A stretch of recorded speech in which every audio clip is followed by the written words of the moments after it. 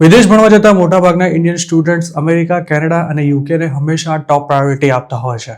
તેની પાછળનું કારણ એ છે કે આ સ્ટુડન્ટ્સે પોતાની ફેમિલીમાં કે પછી ઓળખીતાઓમાં એવા અનેક કેસ જોયા હોય છે કે જેમાં કોઈ સ્ટુડન્ટ વિઝા પર આ દેશમાં ગયું હોય અને પછી ત્યાં જ કાયમ માટે અને ખૂબ જ સારી રીતે સેટલ પણ થઈ ગયું હોય.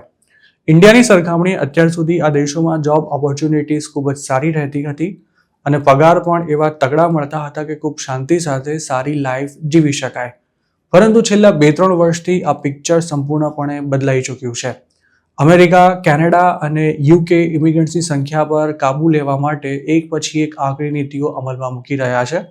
પરંતુ હજુ પણ ઇન્ડિયન્સનો અને ખાસ તો ગુજરાતીઓનો વિદેશ જવાનો ચસ્કો જરાય ઓછો નથી થયો. જોકે હવે અમેરિકા, કેનેડા અને યુકેમાં ઇન્ટરનેશનલ સ્ટુડન્ટ્સ માટે જોબ્સ રહી જ નથી. આ જ વાતને આગળ ધરી વિદેશ જવા માંગતા સ્ટુડન્ટ્સે વોર્નિંગ આપતા એક ઇન્ડિયન એન્ટરપ્રેન્યોર રાજેશ સોહને ઇન્ડિયન્સને વોર્નિંગ આપી છે કે પોતાના બાળકોને કરોડો રૂપિયા ખર્ચી ભણવા માટે વિદેશ મોકલતા પહેલા પેરેન્ટ્સે હવે 2 વાર વિચાર કરવો જોઈએ. પોતાની ટ્વીટમાં રાજેશે જણાવ્યું હતું કે એન્જિનિયરિંગ સ્ટુડન્ટ્સ અને ખાસ તો આઈઆઈટી વાળા યુએસમાં માસ્ટર્સ કરી અત્યાર સુધી $2 લાખ પેકેજવાળી ટેક જોબ્સ આસાનીથી મેળવી લેતા હતા. પરંતુ હવે આ બધું જ બંધ થઈ ચૂક્યું છે. રાજેશે મે 18ના રોજ કરેલા આ ટ્વીટને 3.5 લાખથી પણ વધુ લોકો જોઈ ચૂક્યા છે અને તેના પર મોટી સંખ્યામાં લોકોએ કમેન્ટ્સ પણ કરી છે. રાહિલ કપૂર નામના એક વ્યક્તિએ રાજેશની પોસ્ટ પર કરેલી કમેન્ટમાં એવું જણાવ્યું હતું કે જોબ્સ તો છે પરંતુ હવે વિઝા મળવા આસાન નથી રહ્યા.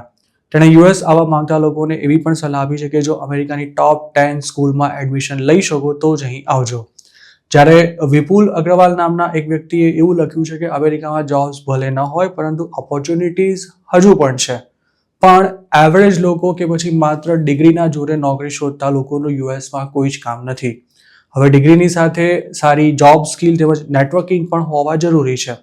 અપૂર્વ નાગપાલ નામના અન્ય એક યુઝરે એવી કમેન્ટ કરી છે કે ઇન્ટરનેશનલ તો ઠીક, હવે અમેરિકામાં લોકલ સ્ટુડન્ટ્સ માટે પણ જોબ નથી.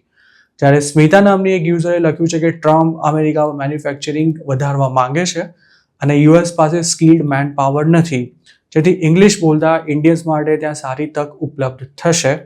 પરંતુ તેના જવાબમાં રાજેશે એવું લખ્યું છે કે અમેરિકામાં હાઈ એન્ડ અને રોબોટિક્સ તેમજ એઆઈ પર આધારિત હોય તેવી જ પ્રોડક્ટ્સનું પ્રોડક્શન થવાનું છે. વિરેન સિન્હા નામના એક વ્યક્તિએ રાજેશની પોસ્ટ પર એવી કમેન્ટ કરી હતી કે મારી ડોટર અમેરિકામાં એમએસ કરે છે પરંતુ તેને સમર ઇન્ટર્નશિપ મેળવવાના પણ ફાંફા પડી ગયા છે અને તેના સિનિયર્સ જોબ શોધવા માટે હવાતિયા મારી રહ્યા છે અને જોબ્સ મળતી હોય તેવા સ્ટુડન્ટ્સની સંખ્યા ઘણી ગાંઠી છે. જોકે ચરણપ્રીત સિંઘ નામના એક વ્યક્તિએ કરેલી એક રસપ્રદ કમેન્ટમાં એવું જણાવ્યું હતું કે જોબ્સ નથી તેવા દાવા અર્ધ સત્ય છે. જોબ્સનો પ્રકાર હંમેશા બદલાતો રહે છે અને હવે એઆઈ તેમજ રોબોટિક્સ ઇન્ડસ્ટ્રીને રીશેપ કરી રહ્યા છે. તેમજ હવે ક્રિએટિવ પ્રોબ્લેમ સોલ્વિંગ અને ટેક ફ્લુઅન્સી ધરાવતા લોકોની ખૂબ જ ડિમાન્ડ છે.